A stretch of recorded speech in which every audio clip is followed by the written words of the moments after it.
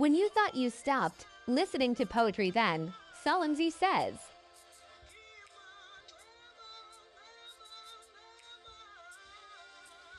Ndada isemurena riyahupela. Iyenzulwini apho kukhumonakalo kodwa izandla zingena kufikela. Siyacela. Uvula indlebe zokuvela khilizwi nanku umtyhole sihlebela.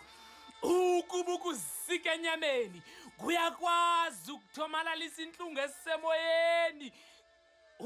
Ngathuli Nkosi nanku umoya ngendawo usikhubaze engqondweni.